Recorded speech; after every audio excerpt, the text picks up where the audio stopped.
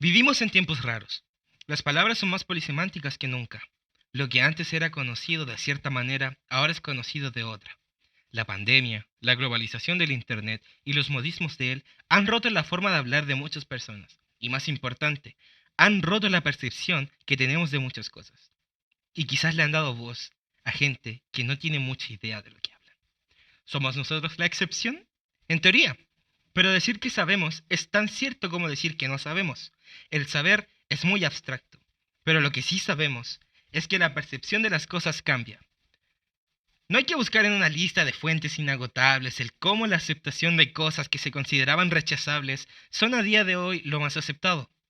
Pero en este video no estamos cerca, ni en el hoy, ni vamos a hablar de nada contemporáneo, pero sí de algo en lo moderno. Y probablemente se pregunten, pero Felipe, ¿qué es lo moderno? Buena pregunta. Trataré de ser lo más breve y desacertado posible. Unos sujetos decidieron que Dios no era la respuesta a todo y comenzaron a pensar por ellos mismos. Unos ilustrados. Eso pasó allá al otro lado del mar, en Europa, no en estas tierras llenas de brujos, maleficios indios. Que eso también marca el inicio de la modernidad, la llegada de Colón y la colonización, creyendo que esto eran las Indias. Luego, los imperios europeos comenzaron a conquistar y destruir todo a su paso. Creo que tendré que dar una mejor explicación a esto, una brevísima relación sobre la destrucción de las Indias. ¿Eh? Básicamente, estaba aquí lleno de nativos, ya saben, otros seres humanos que no tenían relación alguna con estos otros llenos de ganas de evangelizar. Hubo evangelización aquí, evangelización allá, todo de forma muy pacífica. Los pueblos apenas se resistieron, estaban muy dispuestos a aprender, como dijo el Papa Alejandro VI a esta gente que ni habla nuestro idioma, es suficientemente apta para abrazar la fe y las buenas costumbres. Aunque había cierto pueblo al sur, que no tenía muchas ganas de rezarle a un niño nacido hace 1000 años, que se resistió y se resistió con tanta fuerza que les hicieron un libro. ¡Ay, los araucanos! Sangre nativa de aquí, América. Hasta el americano más americano y menos americano que un araucano que siempre estuvo aquí en América. Este pueblo, llamado bárbaro por cada español, fue enaltecido en la Araucana, mostrando el héroe épico que es, desde la sabiduría de Colo Colo a las artimañas como Odiseo de Lautaro, hasta la fuerza impasible en el pecho de Caupolicán. Ok, pero ¿qué tiene que ver todo eso con lo moderno? Bien, es cierto que me fui por las ramas, pero no olvides el araucano. En algún momento, estos europeos, llenos de sus delirios de poder, tuvieron hijos, hijos que eran de aquí, con cultura de allá. Y allá, en la tierra del baguette, los burgueses estaban muy hartos de la realeza, entonces armaron una revolución. Pero eso pasó allá, no acá. Y acá, en esta tierra, que seguía llena de brujos, maleficios indios, ahora con criollos, decidieron que sería buena idea hacer lo mismo, y buscaron de todas las formas posibles emanciparse del imperio español. ¿Pero qué pasó con los nativos? Estos que tan enaltecidos fueron por el sí y en la Araucana. Pues aquí seguían. Solo que eran sus tierras por las que tanto pelearon eran de interés para la naciente República Chilena y sus aires de querer ser una pequeña Francia. Entonces, la modernidad ocurre más o menos con los burgueses. O algo así. Pero aquí lo importante no son los burgueses, ni las colonias, ni las necesidades del pueblo chileno por querer quitarle las tierras a los araucanos, sino la percepción de ellos, de este pueblo lleno de magia al sur de Chile y del cómo la percepción sobre este pueblo cambió. Por eso es importante saberlo. Los araucanos llegaban con toda la fama de Ercilla, y cómo no, si incluso Simón Bolívar hablaba de ellos, que el reino de Chile tenía el ejemplo de sus vecinos, los fieros republicanos del Arauco, a gozar de las bendiciones que derraman en las justas y dulces leyes de una república. La fama de la épica, un pueblo que tomar de ejemplo al referirse sobre la independencia. Esto en 1815, antes incluso de la República Chilena, los nativos seguían siendo un ejemplo de lucha y resistencia para alguien que bastante lejos estaba. En el imaginario colectivo, los araucanos seguían manteniendo esta idea de pueblo confrontacional que jamás se rinde.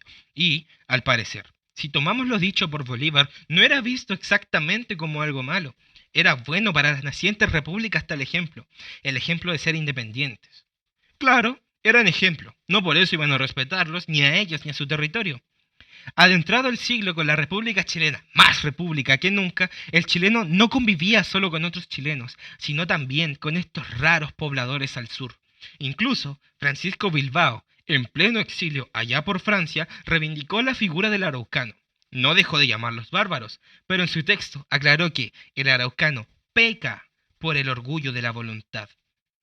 Eran el ejemplo de pelea, mientras allá en la República de Francia y no acá en la República de Chile. Evocaron el recuerdo de la Grecia y Roma. Nosotros, en la independencia, pudimos decir con uno de los genios y con uno de nuestros campeones, de Lautaro, Colo-Colo, Rengo y mitad, el nativo valor. El pasado sobre el que Chile se sostenía para asegurar su independencia no era otro que el valor de los pobladores de Arauco inculcaron. Pero, como se habrán dado cuenta, eso era ya, no acá. Por mucho o poco que Bilbao haya acertado, lo mismo con Bolívar, la verdad es que esta fuerza ya parecía ir de capa caída en la República. Esta percepción de luchadores lentamente fue rompiéndose. Cruzada quizá por esta necesidad de expandirse, hay cierto político que, en las cosas que escribía, estaba obcecado en manchar la figura de los indios. Pero antes de saltar a toda esta sangre y oro que quieren prodigar, hay que hablar sobre cierta historia. Un romance muy romance que fue escrito a la par que todo este rechazo sistemático hacia el mapuche. Bles Gana, cronista y novelista, escribió un cuarteto de crónicas sobre la llegada de estos líderes tribales a Santiago deseoso de ser moderno. En 1862, escribió para La Voz de Chile estas 4 crónicas que hablaban sobre la llegada de estos mapuches a Santiago. Mostraban, como dice José Azón, ¿cómo se dice eso? Un distanciamiento irónico y desilusionado. Pero poco vamos a hablar de estas crónicas que él escribió.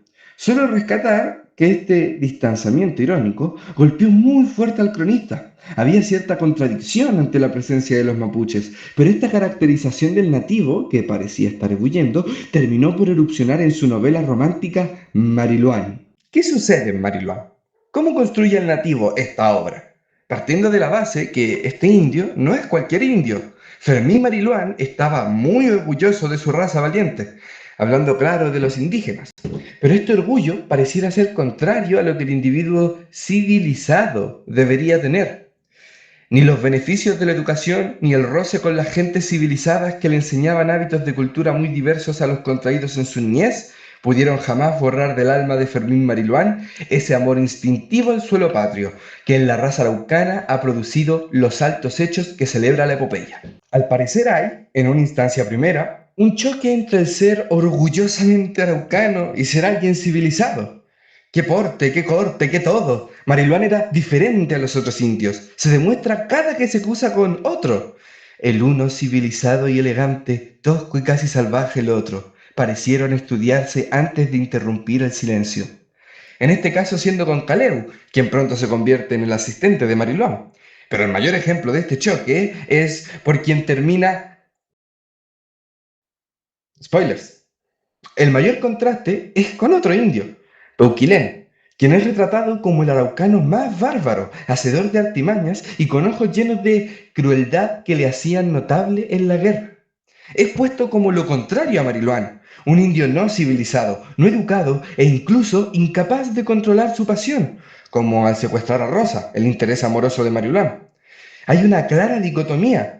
Uno era un ejemplo a seguir, una muestra de que los araucanos podían civilizarse, que incluso con esta pasión tan ferviente, el hecho de haber recibido educación los hacía poseedores de esta facultad tan antibárbara, el ser civilizado, contrastando con las miradas, actitudes y traicionerías de Peuliquén, un indio incapaz de ser corregido, que por seguir a su pasión, incluso traicionaría a los suyos.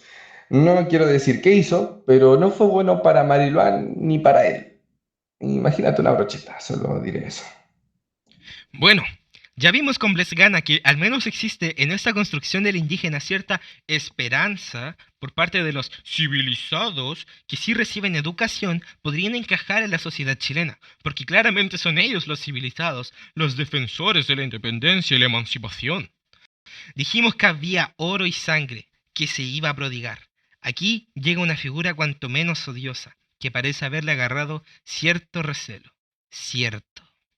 ¿Pero quién? Bueno, hora de hablar de un Benjamín. No todos, pero siempre es un Benjamín. Vicuña Maquena pareciera tomar parte en lo ya dicho, esta idea de la inclusión del araucano, del mapuche, integrarlos En estos albores colonialistas de Vicuña, allá por el 64, nos comenta Botinelli que su programa parece ubicarse en el marco del planteamiento progresista ilustrado que afirma la identidad de origen, monogénesis de los seres humanos. Este Vicuña del 64 pareciera estar del lado menos odioso hacia los mapuches. Su pacificación era más pacifista de lo parecido. La sociedad araucana es todavía civilizable, o al menos lo fue así durante 4 años, porque lo que sea que haya pasado en el camino hizo nacer un rechazo indómito. Recordando al indio civilizable, ahora llega el nuevo batacazo. Vicuña del 68 aclara que el indio no es sino un bruto indomable enemigo de la civilización, porque solo adora los vicios en que vive sumergido. Los vicios en que vive sumergido. La idea del nativo educado y civilizado, como podría haberlo sido Marilyn, ahora es arrastrada por la figura de Peuliquén. Las pasiones o vicios, como dice Vicuña, son lo único que pareciera mover a los nativos, rellenando incluso ese discurso de odio con otros adjetivos, tales como la ociosidad, la embriagadez, la mentira, la traición, y todo ese conjunto de abominaciones constituye la vida salvaje. Lo cual, por cierto, recuerda bastante la figura de Peuliquén, termina siendo para el civilizado Mariluán. Vicuña no se quedó ahí. En su odio palpitante, también se encargó de destruir las bases en que se sustentaba el héroe araucano, el mismo que repasamos brevísimamente. No existe el héroe de Ercilla. Nunca los araucanos fueron tan valientes como Ercilla nos hizo creer. Atacó a la base sobre al que se fundaba el imaginario colectivo acerca del indígena. Como bien dijo Botinelli, esto fue la destrucción de la época fundacional dominante. Si la épica se funda en el valor de la voluntad individual o colectiva, aquí ya no hay épica. Arranca desde la raíz la figura del araucano, planteando con Ercilla lo convierte en un bárbaro incapaz de incivilizarse. Justifica la ocupación de todo el Arauco, pero no queda ahí. Hay una separación que el mismo Vicuña hace. Maldice la sangre originaria. No lo hace en sus discursos, lo hace después, construyendo una nueva figura fundacional, la Quintrala. En su libro, Los Liesberger y la Quintrala, Vicuña Maquena se encarga de maldecir la ya muy dañada, por él mismo, imagen del araucano, justificando que tales perversiones en la raza nativa son cosa de sangre, imborrables. Los Liesberger y la Quintrala articula un ideologema. Botinelli lo plantea con claridad. La sangre y el legado de la Quintrala está maldito, no por su herencia europea civilizadora, sino por su herencia de bruja andina.